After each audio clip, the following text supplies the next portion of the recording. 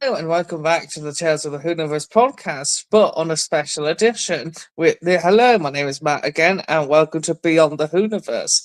Tonight is a very special podcast because we are stepping away from Doctor Who tonight for a very first time. We are transcending back to 1990. I know 6 years before I was even alive on this earth. Who'd have known about the Yeah, 90s for I'm a a decade special before podcast? me, so A Three. special project called Stephen King's It. But before we get into it, it's time to go around to reintroduce the house. First up is Aidan the Shetland Wolvian. Hello, Aidan. hello, Matt. It's been a while. It's been about, what, 600 hours? 600 hours. That's like more 600 years. Yes! What century is this? Oh, sorry, slipped into him for old habits. Not slutty heart no again. No. Well, no, I wasn't aiming for him, but if you want to yes. do on the show. Yes, you see people, we're trying to work out the habits, so instead of doing Tim Curry, we've done William Hartnell is it. But anyway, yes, we're going back down the house, we're going to Uber Dan. Hello, Uber Dan. Hello.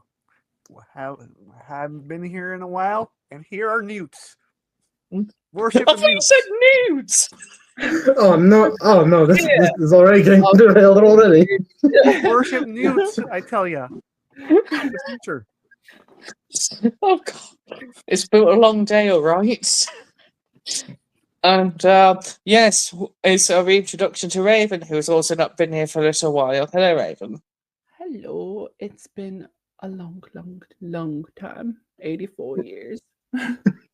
It's been 84 years and not enough pay. It's been 3,000 years. In a sonic sewer. Billion years.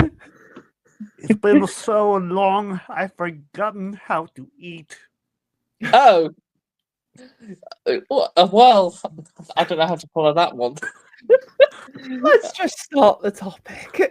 Of course. So, back in time to a little mini-series, but most of us tonight have done the film version of Stephen King's It, which is a 3-hour compilation. I'd want to say, like, where they've mixed the whole series together to make like one type of film. So, to kick things off, we're in the little town of Derry, which I think was created for the story. We are introduced right from the get-go, like a little town full of characters, full of kids, which are all being brutally massacred. Oh yeah, this is sounding really lovely, isn't it? I'm ever so sorry. If you're any kids watching this podcast tonight, turn away. I know you watch worse things these days, but this isn't going to be for you, is it? Or it might This be. is lighthearted. Yeah, it's light-hearted, but the premise starts dark. But anyway, so we are introduced to. Oh my gosh, my mind's drawn blank for a second. I know we got It the Clown, Georgie. His brother. Yeah, I'm just trying to think. His brother, what's his name? Billy, isn't it? Billy. Bill. Mhm. Bill, yes. Oh, thank goodness. Poor Bill, with his little stutter, and he lost his brother. So the start of the film, it's a bit of a dark turn, really, because it's all about kids being like bumped off in this little town, and they don't know why. But then, when the film starts, really early on in the film, we are introduced to Bill and his really kind brother Georgie, who's really affectionate towards him because obviously he'll do anything for his brother. He was really happy. But then, during one day when there's rain going on, down the drain, he goes after this little boat thing. And what does he see? In the little sewers, do you think he'll get his boat? No. He meets a very sadistic presence. The titular role of the movie itself, the sadistic clown, It, who literally is one of the most funniest things I've ever witnessed. I know this was meant to be dark and scary. He goes, "Hiya, Georgie," and all this business. Like, what's his voice for a start? And then he's like, "Oh yes, Georgie, they float. We all float in here." And it's like, either Tim Curry is really having a good day with this script, or somebody was just off their medication when they wrote this. It's absolutely bonkers. Poor It is Georgie gets. Stephen King, so yeah. I'm Yeah. talking about the person who adapted it from Stephen Oh, King. okay. But He was it's like, Maybe they're on the same stuff that Stephen King was. This was one of the last things he did while on drugs. So Yeah. I don't think he well, remembers writing this, does he? I don't he know. doesn't remember writing Cujo, but I think the story is that he did his last bender while writing it as a way of, no longer doing drugs. oh, well, it does explain a lot from the get-go. I have heard the clip from this exact scene from the modern movies a bit more darker, but when you see Paul Georgie, who's literally eaten by a killer clown, I think they've implied it in this film because there's a lot of implications because it was more of a television serial, but the amount they must have got away with, like putting a killer clown into children's mindsets and pairing him off with all like the others when they're adults later on in the film. It's amazing how much of a troll and a trickster he is in this film. But for me, what I will say, because obviously this is going to be quite a bit of a podcast breakdown, so I have a lot of thoughts about this, but I would much rather also the others get a say because this is a bit of a long film. So, Aidan, picking up from the whole Georgie bit, what was your aspects of this film that you also quite enjoyed? Because it is quite a long film that we're going to be covering tonight. Yeah, I'd say the main thing I really love about the miniseries is like it just has a lot of charm. Like it may not be that scary like by today's standards, but like for like 1990, like this must have been like pretty scary, with a few exceptions, mind you. And at times, like making me absolutely just fall apart, just laughing, like you know what the scenes I'm talking about, but I'll just describe them here, which is like, it says like when I'm probably jumping ahead way on, like with adult Henry Bowers like escaping from the asylum or Ginger Hill Medical Institute, and Pennywise helps him get out by becoming I think it's like a Rottweiler. I'm not sure what kind of dog it was, but it was just like that scene does not like translate well, and I'm just like, oh my god, this is bloody We don't have to hilarious. film this. Let's just do a lot of close-ups. Oh yeah, and of course, like Tim Curry is also just stealing the show as well, especially like later on when he's with Ben, and he does the infamous line, "Kiss me, fat boy." I can't stop laughing at that. That's going to be your new thing, isn't it? oh my god. Every podcast like that. It's like That's just how we're opening the podcast. Welcome to the Tales of the Whoniverse podcast. Over to you, Aidan. And then we go, yeah. But no, as you can see, this is such a fun movie. It's causing everyone to pull to bits. But I think going back just a little bit, Aidan, just before we move on down to you, Uber Dan, next to your thoughts, quick. For me, I think what I loved about this film, because obviously I'm so sorry that it's been a lot to retain because I only started watching this the other week and just finished it all today as well.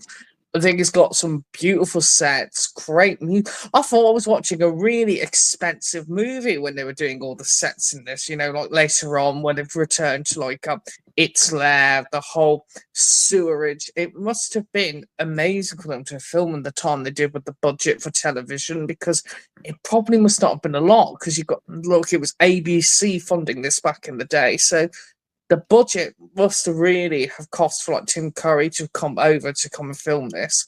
But what they did to create Derry was just incredible. But the scenes I really liked is the kids, I would say Bev, like her dad was such a nightmare, wasn't he? He's like, you're here, young lady, and all that. He's like one of those really controlling parents. And it's fascinating that how much that you see in the kids. Some of them have really good connections with their family and some don't, and that's what the clown's playing on, isn't he? He's playing on their deepest nightmares, deepest fears. But it's that blood scene with the balloons. They're just horrendous, aren't they? Like, it must have been a nightmare for poor Bev to having to keep cleaning that up every 5 minutes.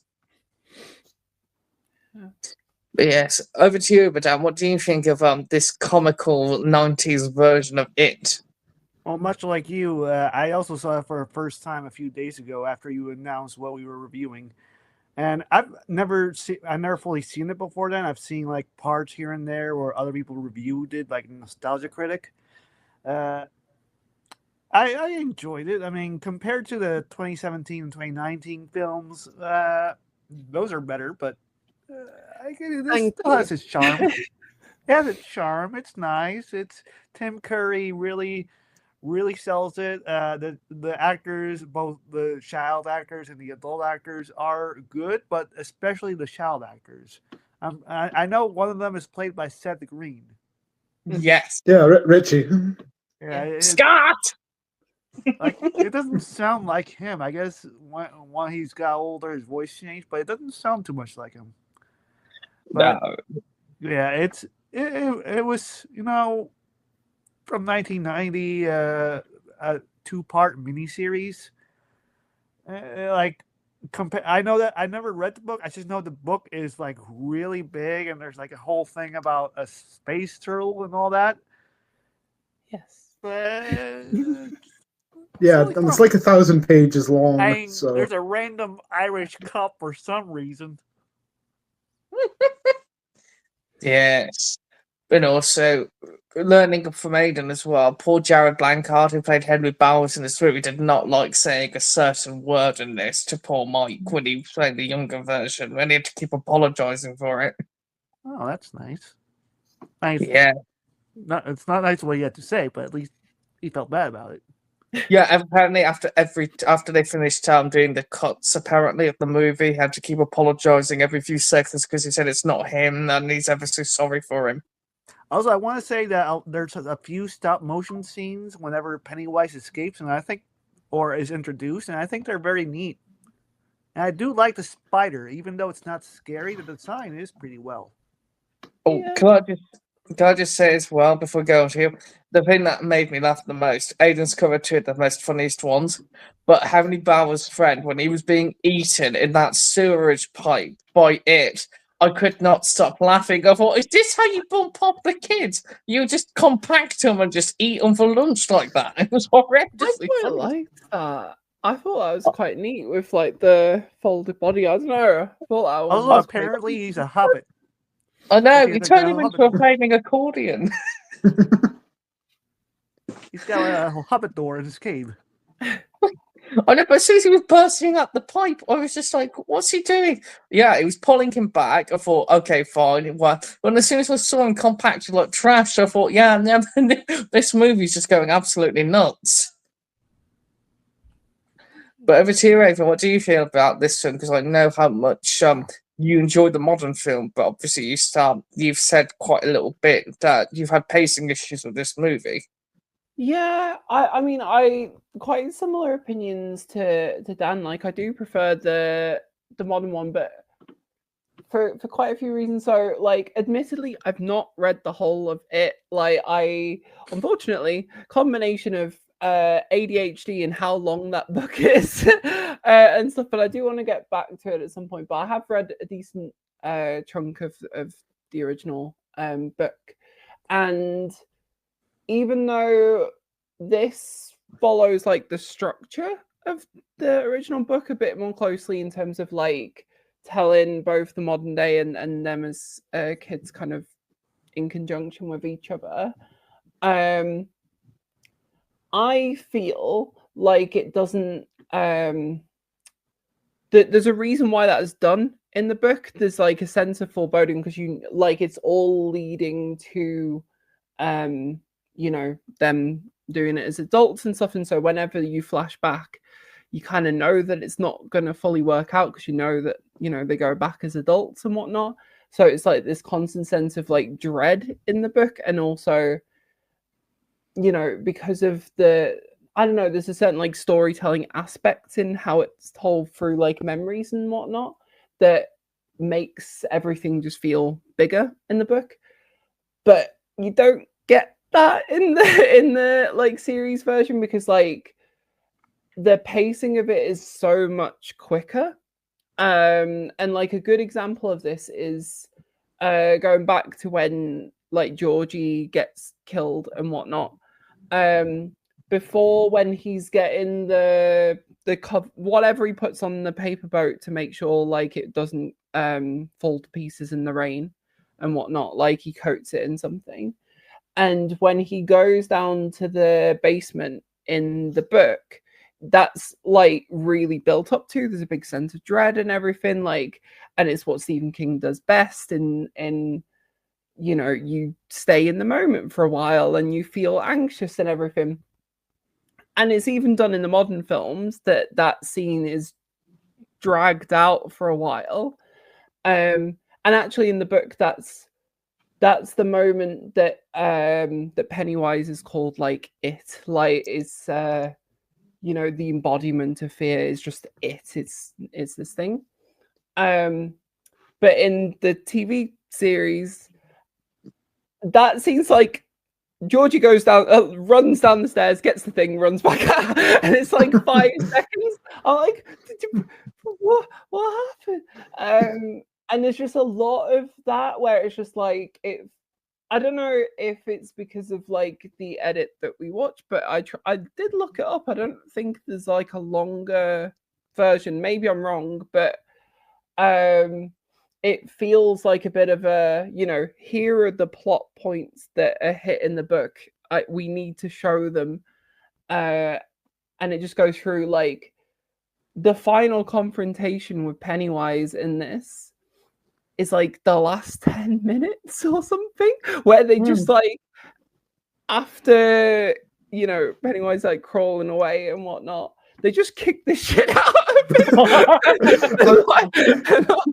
They're like, if this thing comes back when I'm 70, I swear. Yeah, it's like, fuck you, Pennywise. And like, yeah, they just like rip its heart out. But yeah, a bit rambling there, but like some stuff that I liked, like obviously Tim Curry is fucking amazing. And you know, they did amazing in it.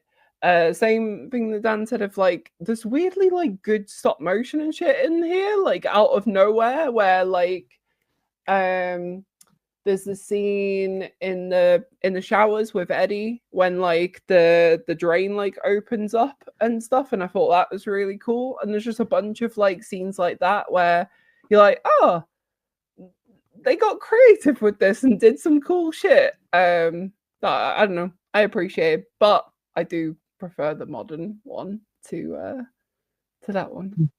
So, Well, as you say, like the ending is just hysterical. He's a big giant spider. He's tormented him for the whole movie, and then all you see is like, okay, we've hit him with something. What do? Do we let him go and he torments us? So we're like, oh, light bulb moment. Let's go chase the spider instead of squashing it. Let's take its heart out and he'll never come back. Like it just made a whole comedic villain just feel like, okay, if you're really a spider, why haven't you been back and forth as a spider throughout the whole film? It just felt like they were just saving it for the budget because, okay, we've run out now. Let's just show him the reveal at the end. To be fair, he's always only a spider at the end because that's, I think, his true form, and he's like Pennywise to scare them. Yeah, apparently in the book he isn't even a clown all that much in the book because they only turned him into a clown because it was recognizable. Yes, and also because of people's arachnophobia, probably with this TV show. That's probably why they toned down the spider side and focused more on the clown, which is even better, isn't it? But I think we've got like Tim Curry. I know. Oh yeah, you're not going to put Tim Curry as like a spider. You might as well have gotten Julian Glover years later when he did Aragorn. You might as well have just dubbed over the spider's voice and just let him be if you wanted to be that dirt cheap about it. But no, in terms of the story, for a 3-hour movie when you watch it as a whole, it does feel like there is certain tone changes throughout the film. As I said, it starts dark. Then when you get to hour 2, it goes way more comedic. Like, it's a lot more funnier than the film should be. I don't think it was intentional. But riding bicycles. I know. Like, the way they ride bicycles is just hilarious. Yes. The bike scene, the chasing scenes, the bullying. But what I did like is the Losers Club, the ensemble between all of them. They were great friends. But my God, what did they do to Bev when she got older? They made her the most hormonal one of the bunch. She's like, I love you, let's kiss you, let's kiss you. I think That was- that's just part of the story in general. Like, And considering what's in the books, Yeah. if anything, they toned it down. Yeah, I was going to say, let's maybe not go into that area. When Eddie I just mentioned that- Okay, let's address that elephant in the room. When Eddie said, I'd never be with anyone because I loved all of you like that. I mean, I've literally thought they were literally about to in the middle of all that. Forget Pennywise and just do that big scene right there. Oh God, no. like imagine No. if HBO had made it. The thing though about that, my memory might be wrong, but I swear in the book it's actually like worse in terms of Eddie in that like I swear he has a wife. Yeah, that's the same. Yeah, it's the book Wife- on It Chapter 2 because because I know he has a wife in It Chapter 2. That's ironically played by the same actress that plays his mom in the first film. Yes, that's the and that's the Yeah, point. Is he marries someone that ends up being exactly like his mom. Is that both Bev and Eddie both end up with people that are like their parents and stuff, and it's like, oh, that's quite fucked up. And I can't remember if it's put in it chapter 2 because it's been a while since I've seen it, but in the book, if I'm remembering correctly, he mistakenly calls his wife mum at some point, and it's like, oh. And I kind of wish that they'd done that here because it's like that's a big part of characterization. Yeah, because I think here is different. They just said he was a virgin, and then she's like, well, we can't really help you with that, but thank you for sharing that with us. But that's what I mean. During that moment is when I thought, oh no, you're not getting ready to do this in the middle of it. You got a spider to beat. Why did he say? Why would you put that in? Why would you have made that choice to make him a virgin and like and have that moment if you're not gonna make them fuck? I totally get it. Why? That's what terrified me. I thought they were about to get their kit off and forget about the big spider. I mean, like thinking about it more logically, it's just probably because Eddie may have thought that they were about to die, so you might as well just get it out there in case they do. Well, no, I don't want to get it out there, Aiden.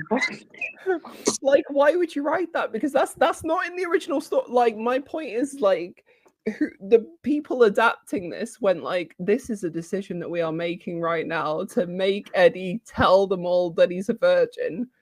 But we're not going to do what the book does. Because it's 90s on ABC. That's why we're doing it for telly. It's like it's a weird choice. It's a weird choice. I know, but you'd think they would have been used to it after America was so used to Freddy Krueger. Like, like all the fear factors, all the mature side, you'd think they'd be fine with it. But no, obviously not. I mean, it depends what the target audience was. For this, I think it was aimed a bit younger. I think I'm presuming so. Well, then you have Tim Curry talking about sex when he's older, and it's like, okay, I don't want to hear the clown voice talk about that, but hey ho. But no, what I loved about it was just the camaraderie between all of them out of the Losers Club. But she always knew that that fire burns, that Ember poet. She always knew it was the right person, but didn't want to tell him until they were ready. Mm-hmm. Well, it was nice. There were some really great things with it. It's just such a shame it turned into a back comedy throughout it because it was just like, this is going very well. I mean, there are some horrors that are comedy by nature. Like, look at Chucky when they turned it to comedy. Same as Freddy, who I mentioned. But it's like, with this, it felt it had a true menace to be dark. And then all of a sudden, you're just laughing half the way through because of how comical it is with that guard on the floor, like petrified over a lovely puppy. What's weird is that also the modern films also kind of just make it funny in like a lot of ways too. And I don't admit it, like I said, I've not finished the book, but like it wasn't that funny from so I'm just like, why? It's good to have levity, have some horror and have some comedy just to balance it out. Yeah, but nobody did that for The Shining. Nobody went like, let's make this one. Yeah, it's like nobody did that for The Shining. Yeah, the shooting. Yeah, and then you got Ewan McGregor. Yeah, it's like, for do you want to that get fight. sued? Yes, the shooting. Yeah, yeah. Well, we've It already works sued in enough some because of the. movies. Some movies are like Yeah. that. Some are just Yes. straight up horror. I think it's an accidental comedy. It's not meant to be the premise, but it just ended up being so for this miniseries. Yeah, because speaking of that's reminding me about another like funny like scene that's probably wasn't meant to be funnier, but it just ended up being so, which is like when I think it was like Mike opens the fridge in the library and they find Stan's head in the Oh, fridge. I was dying of laughter. And then it just becomes a full on roast. Like at the Losers Club, like, where he just goes like, what? Where he's like, "Oh, let's see who's all here." And he's like, make sort of Bill Stutter, like Eddie's sex life, like Ben's weight. Well, Yeah, that was one way to get ahead, but I don't think they meant like that. No. Oh god, that I should not be laughing about that pun because that pun's just terrible. But I know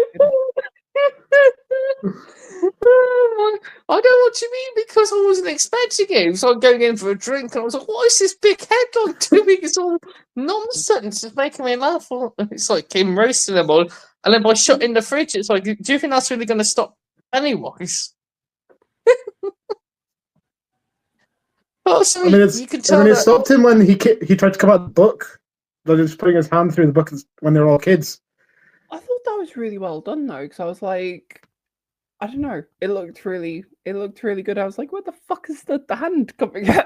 I don't know, it was really well done. But you know what? I have seen the clip of the modern version of that, and I think both of those scenes were done incredibly well, especially that for its time in the 90s. That scene was terrifying. That actually started to bring the fear back into it. Yeah, changing I from was like, I'm going to get you. changing from a flip book from the 60s to what do you call it? What do you call it? Thing. A projector from 1990 is a nice touch in showing the changes throughout time. Yeah, but at least those two actually stayed consistent, and that actually worked to its favour. It's just, such a shame that this movie is one of those that you've heard so much people rave about how horrific and horrifying it is, but it probably was in the 90s. But the only reason I hear that people still are horrified about it is, again, clownphobia and arachnophobia. You said to me, Aidan, the proper term for clownphobia. Could you remind me of that one? I think it was colourphobia, but I might be wrong. Yeah. So that's the only reason why I could see people be afraid of it. But the bullying side of it was just horrendous, weren't it? Like Henry Bowers and all of his little entourage, they were just trying to ruin people's lives. But when they framed him for murder of all those kids, and then obviously it was revealed he actually did murder kids, was the biggest problem. And I really liked that reveal. Like, you mean, oh no, he's surely not that evil. That's probably some good. No. I'm so glad that even when he was put in that correctional facility, they still addressed that he was shyster even as a kid. It was really nasty. He took people's lives. Yeah, like I feel like Stephen King villains are always like really, really good. He has a good way of like making people like the meanest people in existence, even like kids and stuff, and like they toned it down for this. He's worse. Like I think like there's that scene where like they're holding Ben Hanscom, and like they do it in the modern movies, but they cut away and I think stop it before in this when they actually do go to like carve into his like tummy and stuff with a knife. Yeah. So yeah, he's even worse, but yeah, he's very notable villain. Oh yes, and when his hair turned white as well after seeing the bright light.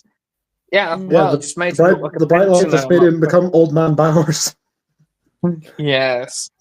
I think what I liked about it, we're reading a little bit into it, it's more about psychological trauma for like kids, and that's what it was playing in on. Yeah. So it's very interesting that Stephen picked this type of story to do. But it is a hats off to anyone who's trying to faithfully adapt it. But let's be merciful that there are certain scenes that have been left out of the book that probably would get them arrested. I'm not going to name it here on the podcast, or else we'll be done for one week. I just looked it up, and it turns out it was originally meant to be 8 to 10 parts. Okay. Yeah, because there was a whole thing because Pet Sematary did really well at the box office, and there was a heyday of like TV, movies, and miniseries at the time. So they really wanted King, anything from him, so they went with it.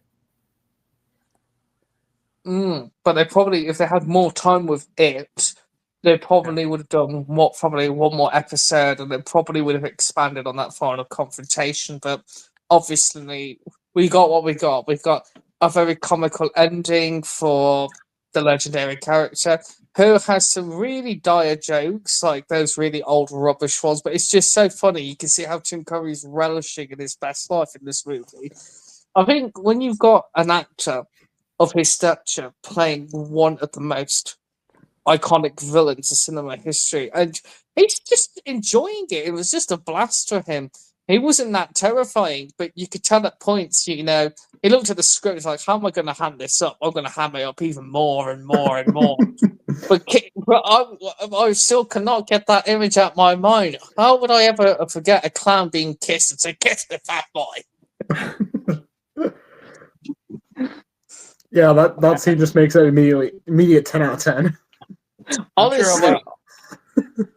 I'm sure a lot of people thought Skarsgård couldn't pull it off, but he managed to make it his own. Yeah, that's something to be said. Like, they're both such different portrayals, but yet both still feel like Pennywise. Like going back and reading it and stuff, like it's still, you can imagine either one of them in there. But to you, Aidan, you said to me you feel the one thing the modern films don't do as correctly is they make Tim Curry feel like he's more of a clown than Skarsgård. Yeah, cause it's like you can definitely tell he's like trying to like make people laugh, like at least in a way. But then with Bill Skarsgård, like you kind of like take a bit of a look at him, and then you're just like, nope, just run away. Yeah, it's old school clown. Yeah, traditional. Like preying on the fact that like it's a really, really common phobia to be scared of clowns, which I don't know if it's always been the case or if that's just because there's been a lot of like horror clowns and stuff. I don't know. I'm gonna say the whole clown thing in 2016 didn't help either. Yeah. No, apparently it goes back years. It even goes back to when clowns were back in like the 1700s. No, I know. What year was the clowns? Ye-old clowns of the 18th century. That's it. It's been around for a long time because of old like circuses and stuff. You know, yes, young kids get really scared by things that look different. You've also got John Wayne Gacy. Yes. Yeah. John Wayne Gacy, serial killer who would dress as a clown for kids. Yeah, like Pogo the Clown, but wasn't that one of the influences for Pennywise? Like, or am I just thinking of something else? Like, maybe. Most likely, I might be wrong with this, so don't quote me on it. Yes, we're going to quote you. I'm just joking. Yeah, just like have it up on a quote just on the Twitter page later. Yes, but no, in regards of like clown phobia, yeah, it goes back for many, many years because I've heard about it from like, that's why a lot of old films talk about, oh, this clown is creepy, even when it's not in a horror film. People are actually genuinely terrified of them, but it might be because, you know, of the makeup, because you never know truly what's hiding underneath that person, you know, like who's under there. That's why we have the Joker. Well, of course, Batsy. Oh, sorry, wrong podcast. I am just reading up as to whether or not John Wayne Gacy was an inspiration for Pennywise. Yes, this is research hour. Thank you. Stand by. Yeah, it's like, well, welcome to research hour with Raven. Like, apparently, he wasn't a direct sort of thing. It's just that Stephen King thought of what children tend to find scary, and there was already like a cultural zeitgeist around that. Well, these Sounds days, scary. Yeah, well, it's these like days, what? yeah, it's like sorry for the accidental misinformation. It's all right. Yeah, it's Here what on kids- Tales of the Whoniverse, we do live fact checking of all of the Yeah. claims that we. It can take hours, but it's It worth can take hours, but we will do it. Like Yeah. we will make sure We'll be we're actually right, entertained by our even if we research. accidentally end up bullshitting first. 2 Yes. hours on checking who played who ate what. Yes. Who's fucking who? where John Kennedy was assassinated. All that. Oh, okay. Yes. Meanwhile, we'll also be discussing stuff that's just randomness on this podcast, as you know, because we like having fun. And also, as I say, the only other things kids will be terrified these days is just, their iPad chargers just dying and they don't have a replacement. That's more terrifying than clowns, it seems, these days. Oh my. Yeah. Or even worse, they can't get any V-Bucks. Woo. That's bad. I feel like I'm Yes. becoming an old lady here, just like these young whippersnappers. Yes, or this Bitcoin. You know what's strange, right? And I can't remember what it is in the modern movies, whether or not it's the same. But why the fuck is like everyone else's fears are like directly tied to like their personalities and like very very personal to them? Why the fuck is Richie's just a werewolf? I think it's because of like I'm pretty sure it's because of the film they saw in the theater, like when they accidentally or rather on purpose for Richie, just being like, where he's like, if I were you, I wouldn't pay to watch a monster film. I'd go home and look in the mirror, and then just poured all the coke on them. It's not Yeah. for He it. he saw Michael Jackson's Thriller a few years later. He time traveled and he traveled back in time. There's your answer. Fair enough, because I'm just like I can't remember if it was the same in the modern movie or not. I think in the modern movie, I don't remember. It's been a while since I watched like the newer films. Like I have to rewatch them again. And that will be covered on Tales of the Whoniverse Presents Beyond the Whoniverse at some other point. We will, of course, cover the modern versions of it, but we will be dealing with other things. We'll be dealing with, like, and no, I'm not wrapping up. I'm just saying for the people out there, that's what we'll be covering next. Let's live fact check. Yeah. Yes, back over to Raven on fact checks on Raven's home. Live on fact checks. From fact checking in Scotland. Yeah, I'm sorry that sounded like folks. I was wrapping up. I was just making sure to let you know that this edition is also the first one that we're doing of this, but it won't be the last because there will be more beyond the Whoniverse. Yeah. But that sounds like a threat. Yes, if you don't listen to this podcast, I don't know why my camera was moving the wrong way. If you don't listen to this podcast, we will find you. Yeah, it's like if you don't listen to this, we're only going to stay in the Whoniverse. Yes. We'll find Uber Dan's address and he will not be sending you free pizzas. He'll be sending you free potatoes instead. Free potatoes. No, not potatoes. And a time bomb. A free little Santaran bomb.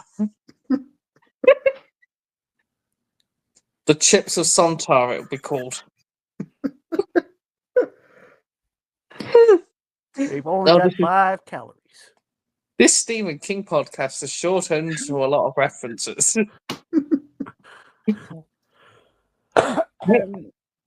Something I wanted to mention, and I'm just mentioning it. It's not tied into any particular topic here, but I want to mention it because it won't come up otherwise.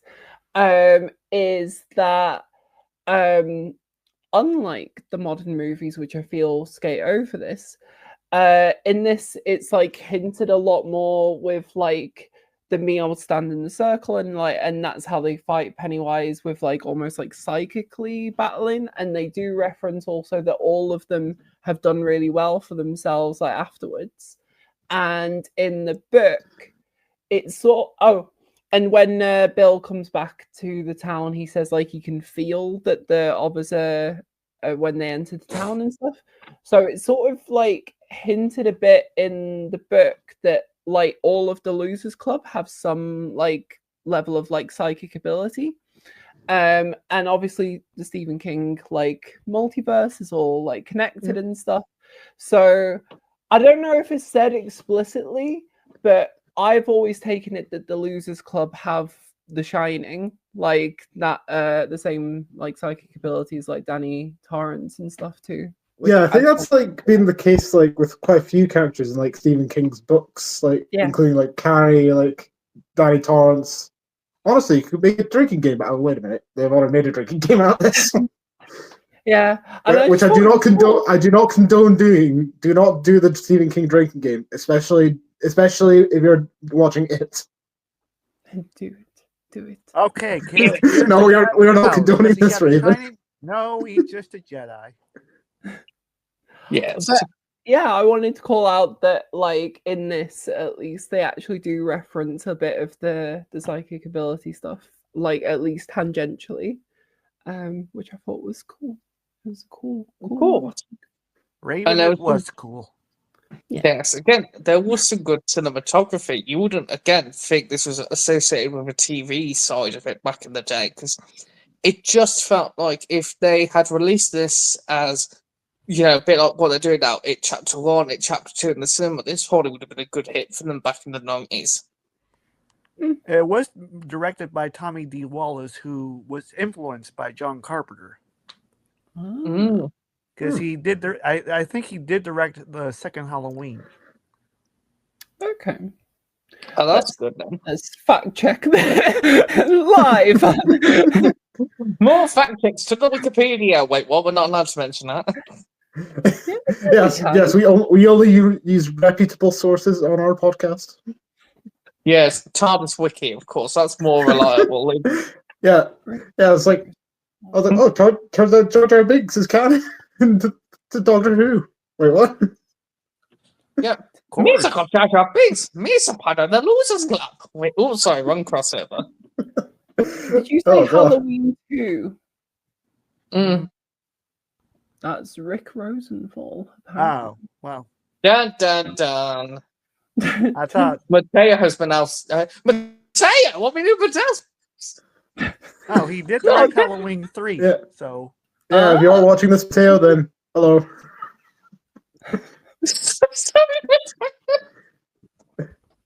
Yeah, it's like, now there's just fourth wall breaking. Yeah, so he has worked with Carpenter, and much of his work, and it is influenced by him. So, it's been a long day, people. You could tell I'm having a breakdown, having fun with all this podcast. We are devolving. Devolving into madness. We all delve into madness down here. Oh, God. The second when Raven turned around, looked like Angelica Houston. My eyes are going. Who's Angelica Houston? Oh, God. If you've never seen The Addams Family, she was the wonderful Morticia in the 90s. Hang on. Okay, I'll take that.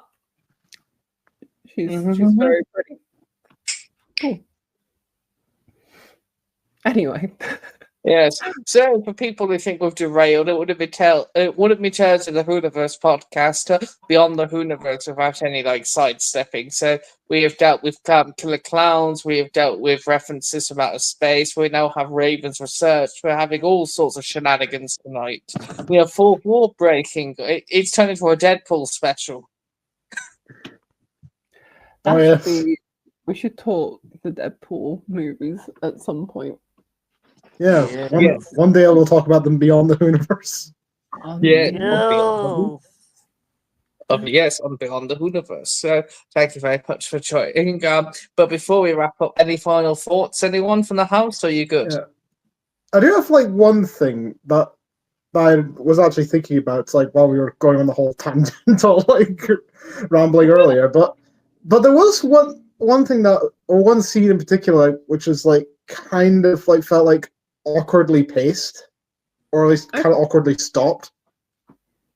which is like in the scene where like Eddie's in like the school gym showering it, and then Pennywise is just like, "Come back anytime, bring your friends," and then just shows his teeth, and then it just then stops. To me, that just kind of just feels like a bit awkward. Like it just kind of just feels like he shows his teeth, and then it just cuts back to the present, and it's just like, what's happened? Like, did he just stand there, just like, or just like stand in that hole and just went, okay, bye? I think that felt like it was the cliffhanger from probably the original. Maybe. Yeah.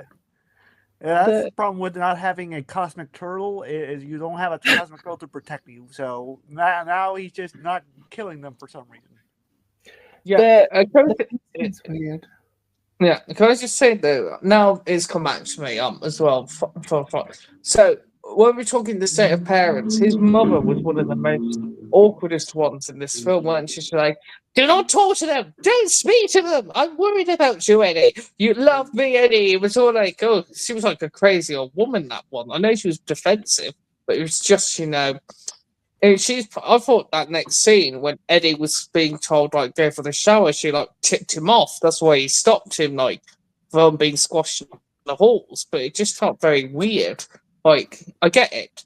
You want your kid to make friends, but to him it's like, no, you're not having any friends. I'm your only friend. That was very possessive. Yes, mother. Yeah. I think wasn't that the case with like Mrs. Casbrack and like all the versions, like where she's like incredibly like possessive, like and like frets over any little thing about him. Yeah, she makes him into like a hypochondriac and stuff, like makes him believe that he has asthma when he doesn't, and like that all of these medicines and stuff like that, to the point where like he's a nervous wreck. And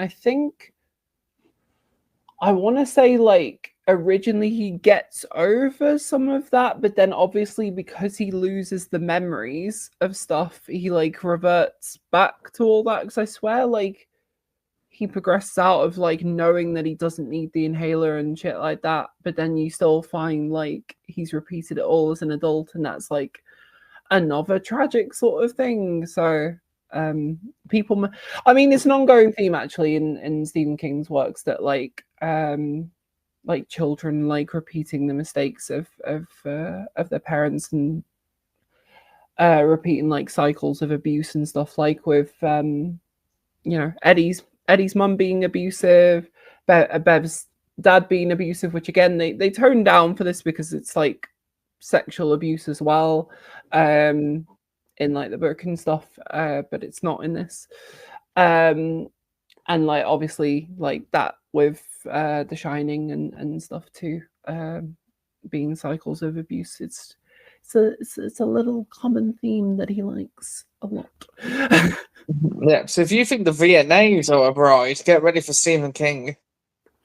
I think I do have to say two things. That when did Eddie put battery acid in his inhaler? Because weren't they using that a few minutes ago? No, I don't think it was actually battery acid. It was actually, I think it was like more using like just saying to Pennywise how it was, like to use like the power of belief. Because I think I can't remember the pharmacist's name, but he said it was like water, like mixed in with some stuff to make it taste like medicine. It's like camphor or something. Yeah, and then he's like, when he's a child, he says to Pennywise like this is battery acid, and then and it just basically melts half his face. Like, and then he tries that with a spider, and then it just doesn't work, and he gets crushed to death. Oh no, poor Eddie. It's too bad they didn't have the placebo joke.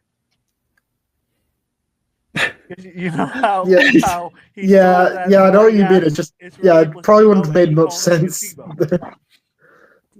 I like that even in the mini series too, they pick up on like that maybe Eddie and Richie might have been gay for each other. And like I feel like they hinted it even in this too, which I feel like is still kind of bold for the 90s and stuff. So I don't know. Yeah. Clearly picking up on the gay vibes. Well, I thought it was more Yeah, I was open gonna at that say- ending. Yeah, I was gonna say I don't think I picked up on that just, like for the miniseries. Like definitely like chapter 2, but not really the miniseries. But No, I just Yeah. thought he was a hormonal beast at the end of the thing. Like, oh, come on, guys, we're getting ready to get. Let's get ready. We're gonna rev up in front of the spider. It's oh like no, there's a big connection between them, and then like when Richie goes to act in a movie, like his co-star opposite him has all the mannerisms of one Eddie and stuff. So it's like, you loved him, didn't you? And as well, the fact that fucking Richie just keeps going through women, and he doesn't seem to really have much of a connection to women. Really, wonder why Yeah, that is. yeah. So I was gonna say, wasn't it during the not during the film, like during the miniseries? Wasn't it said he like had like 4 or 5 marriages or something? Yeah, Yeah, and he's yeah. just It's like, "Nah." it's like damn, he was putting Henry VIII to shame. Yeah, and it's because he's gay. It's not working out. Yes. He's so far in the closet, he was wearing next door neighbor's clothes. Oh, and all that business. Could be just very picky. No, Well, he loves Eddie. yes, Auntie Raven knows. She's got the radar. That's right. My gay Yeah. bar. So for all you shippers out there, that has now been born thanks to the Raven ship. That ship has existed for decades. Like that's not a me invented thing. Like people have read that into the book for a long time. That's why the modern movie also did it as well. Like it's a well-known like ship that If there's more than 2 characters, there's always a ship. There's always a twist at the end. Oh, sorry, wrong podcast. But anyway, thank you so much for joining for Tales of the Bahoot. I've got that wrong for a second. Let's go back. I ain't drunk. I swear I ain't drunk. Let me. So thank you for joining for Tales of the Whoniverse presents Beyond the Whoniverse. This is episode 1, Stephen King's It, 1990 for the miniseries review. I've been Matt. I've been your host as always. And you can catch us again soon, because Ed will be coming back soon to do Big Finish. If you remember on the last podcast we did, we'll be doing Terra Firma at some point, which is his first ever Big Finish story in the whole art backlog. And it saw the 8th Doctor take on Davros, as well as Traveling with Caries and Charlie Pollard. But until then, we are finishing off our backlog, because as you see, we're coming out. This is... Well, I say coming out, I mean like the releases. No one else is in here, if you know what I mean. Sorry, Aidan, I think I've just ousted you.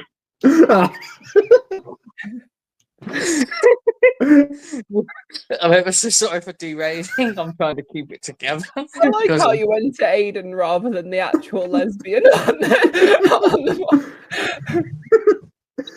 I'm losing the plot because I'm trying to keep it together. So thank you for joining. I've been Matt. This is that is Uber Dan below. So good night, Uber Dan. Have a good night, and remember, do not let a raccoon be the Prime Minister of Australia. Don't. And good night, Aidan. Yeah, good night. Don't forget to click below to subscribe to the official Tales of the Whoniverse YouTube channel. And one more thing, for old time's sake, yes, Queen, slay. And lastly, it's good night from Raven the Bird. I can't top Yas Queen Slay. Just... Of course, who can top that? Oh no, we're not talking about topping as the same. Oh And on god! that note, Good night.